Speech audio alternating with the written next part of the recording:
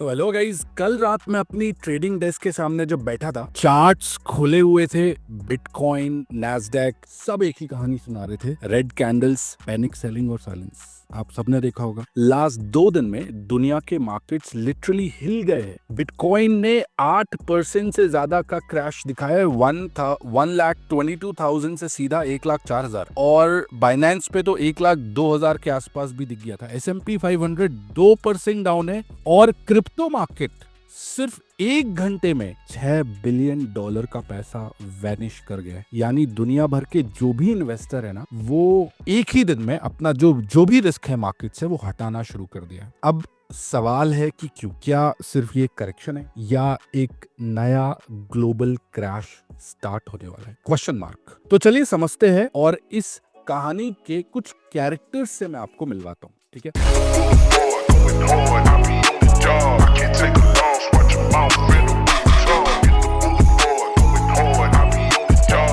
तो सबसे पहला कैरेक्टर तो पॉलिटिक्स है। अमेरिका और चाइना के बीच जो ट्रेड वॉर शुरू हुआ है, उसकी वजह से क्या हुआ है कि डोनाल्ड ट्रंप ने चाइना से इंपोर्टेड गुड्स पर 100% टैरिफ तो लगा दिया। बट चाइना ने क्या बोला? चाइना ने बोला कि जो रेयर अर्थ मेटल्स है, उनके पास ग्रेफाइट है और भी दूसरे अर्थ रेयर मेटल्स है जो इंडस्ट्रीज के लिए बहुत इंपॉर्टेंट है, उनका एक्सपोर्ट हम कर देंगे लिमिट।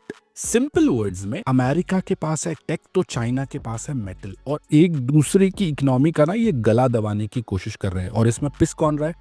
ट्रेडर्स। दूसरा कहानी का कैरेक्टर है टेक्निकल चार्ट्स। अब देखो, चार्ट्स कभी झूठ नहीं बोलते। बिटकॉइन ने 1,08,800 के ऊपर सस्टेन किया ही नहीं। उसके बाद 4 आवर का चार्ट एक लोअर लो लोअर हाई का पैटर्न बना रहा है और इतना खतरनाक फॉल था ये कि 1 मिनट की कैंडल 4-4 हजार पॉइंट का डाउनफॉल दिखा रही थी। अब चलते थर्ड कैरेक्टर में कहानी के, और थर्ड कैरेक्टर जो है वो है इकोनॉमी। अब इकोनॉमी को अगर आप समझो तो यूएस बॉन्ड यील्ड्स जो है वो 5% तक चढ़ गई। इसका मतलब लिक्विडिटी अब रिस्क मार्केट से निकल के गवर्नमेंट में शिफ्ट हो रही है। इसको आप ऐसे समझ सकते हो कि जब आपके पास कुछ सरप्लस अमाउंट होता है ना रिस्क लेने का, तो वो पैसा वर्ल्ड के investors risky assets like bitcoin, Ethereum में डालते हैं। और एक चीज तो आप सबको पता है दैट इकोनॉमी अगर खराब होती है तो गोल्ड ऊपर जाता है। गोल्ड ने इस साल कितना रिटर्न दिया है? Around 57-58, almost 60% return, right?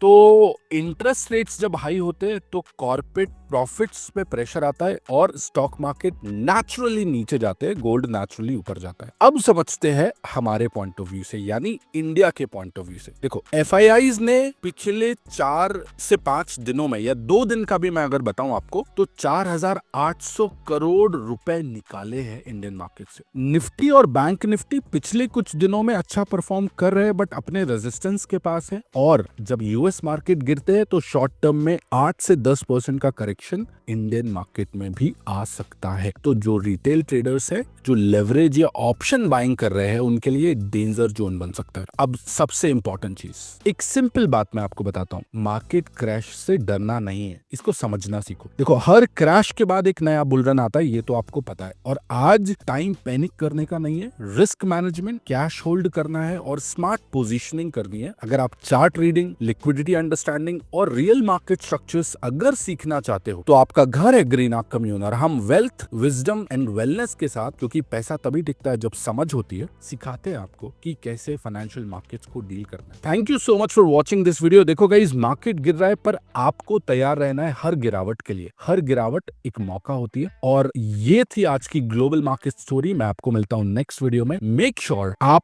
Description में हमारा सपोर्ट टीम का नंबर है, अगर कोई भी आपको इन्फॉर्मेशन चाहिए तो आप ले सकते हो। और मैं चाहता हूं कि आप इस ग्लोबल मार्केट स्टोरी को, जो मैंने आपको बहुत ही कम शब्दों में समझाई है, समझने की कोशिश करो कि कैसे वर्ल्ड के मार्केट्स काम करते हैं, और फिर डिसाइड करो कि आपको पैनिक करना है या प्लान बनाना है। Make sure you are ready with your plan. Thank you so much and I will see you soon.